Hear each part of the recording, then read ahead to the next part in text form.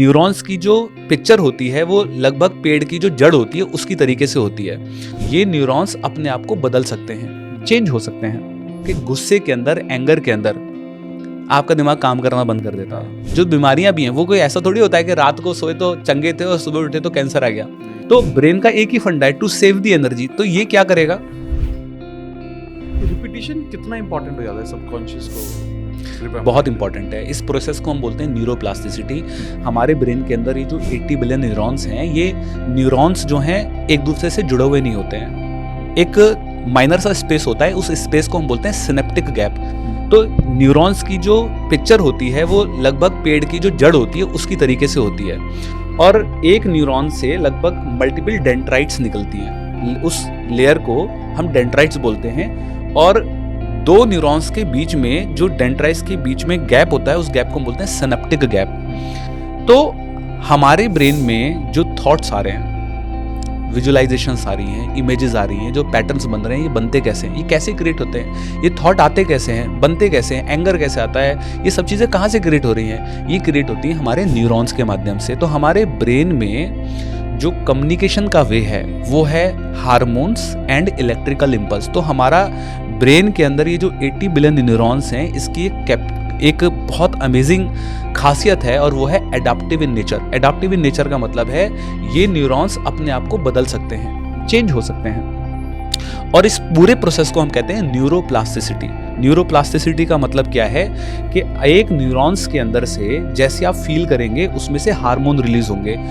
Hormone हम जैसे कि डोज कहते हैं। डोज का मतलब है dopamine, oxytocin, serotonin and endorphin, right? ये these are the happy hormones.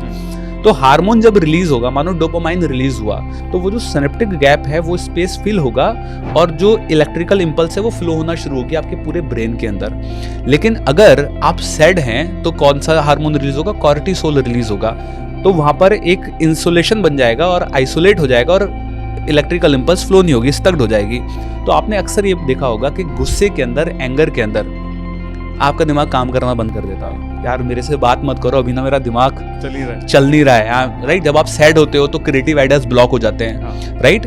ऐसा क्यों होता है कि आपका ब्रेन आपकी प्री फ्रंटल कॉर्टेक्स को, पीएफसी को शट डाउन कर देता है? उसका रीजन ये होता है क्योंकि आपके जो हार्मोन रिलीज हो रहे हैं वो उस गैप को कहीं ना कहीं ब्लॉक कर देते हैं, इसलिए आपका ब्रेन स्टक्ड स्टेट के अंदर चला जाता है। तो रिपीटिशन क्यों जरूरी है? क्योंकि रिपीटिशन जब आप करते हैं, किसी भी काम को रिपीटिशन करते हैं, क्योंकि जो पैटर्न्स बने हैं आज, आपके जो भी पैटर्न्स हैं लाइफ के अंदर, आपके एंगर का पैटर्न है, आपकी सैड का पैटर्न है, आपके लाइक ग्रीफ के पैटर्न्स हैं, आपके जो भी पैटर्न्स हैं, जिन पैटर्न से आपके इनफैक्ट लाइक और डिसलाइक के भी पैटर्न्स हैं, राइट? कई बार ऐसा होता है कुछ लोगों की जीवन के अंदर जो रिलेशनशिप में लोग आते हैं वो ऐसे ही आते हैं जिनसे उनकी लड़ाई होती रहती है। तो ये सब पैटर्न्स ना तो एक दिन में बने हैं, ऐसा तो नहीं है ना कि एक दिन में बन गए। इवन जो डिजीजेज भी हैं, जो बीमारियां भी हैं, वो कोई ऐसा थोड़ी होता है कि रात को सोए तो चंगे थे और सुबह उठे तो कैंसर आ गया।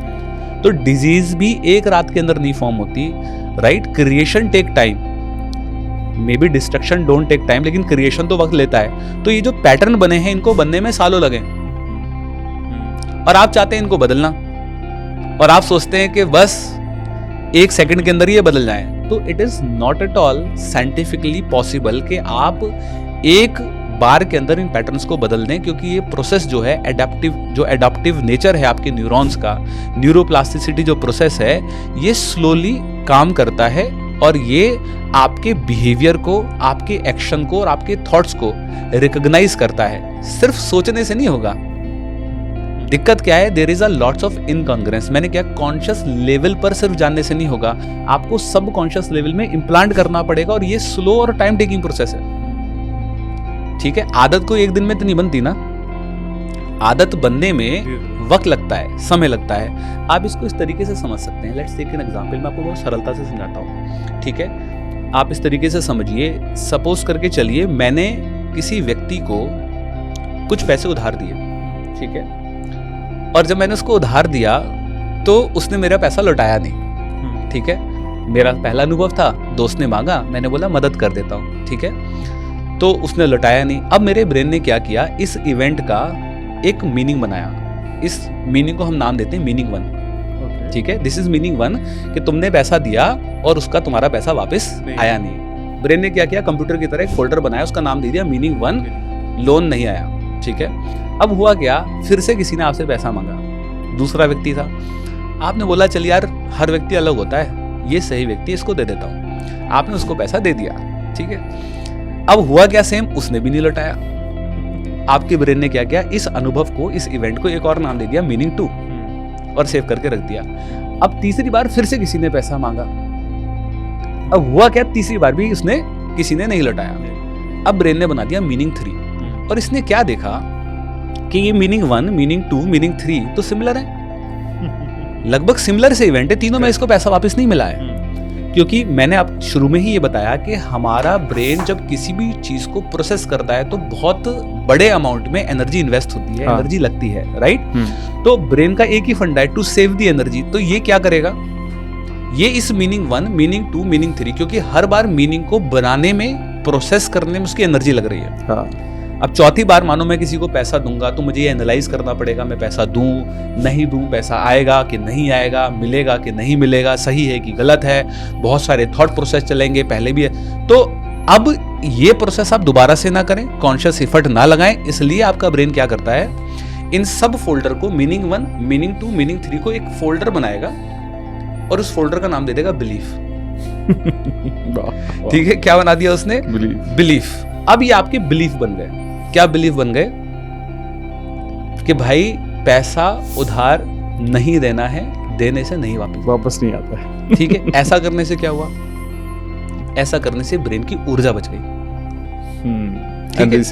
तो हम बिलीफ जो फॉर्म करते हैं, ये बिलीफ कोई एक बार के करने से नहीं बने ना, ये भी रिपीटिशन है, रिपीटिशन ही तो है। मल्टीपल टाइम्स आपने करे, एक बार किसी ने पैसा नहीं दिया तो आपने बिलीफ थोड़ी बना लिया, या एक बार कोई लेट आया तो आपने बिलीफ थोड़ी बना लिया उसके प्रति, या एक बार उसने कुछ बिहेव किया तो उसके प्रति बिलीफ थोड़ी बना लिया। वो बिलीफ आपके बने हैं सालों तक रिपीटिशन बिहेवियर को एनालाइज करने के बाद, सही, राइट। तो रिपीटिशन की लैंग्वेज हमारा ब्रेन समझता है, राइट। एक बार की लैंग्वेज उसके लिए मैटर नहीं करती कि एक बार आपने किया कि ना, एक बार में पैटर्न बदलेंगे और ना एक बार में पैटर्न्स चेंज होंगे। आपको रिपीटिशन की लैंग्वेज को यूज करना ही पड़ेगा अपने सबकॉन्शियस माइंड को रीप्रोग्राम करने में। अगर आपको पॉडकास्ट की ये क्लिप बहुत अच्छी लगी तो आप यहाँ से इसके कंप्लीट पॉडकास्ट को भी देख सकते हैं। इसके साथ साथ आप अपना सपोर्ट बनाए रखें, चैनल को सब्सक्राइब जरूर कर दें। Thank you so much.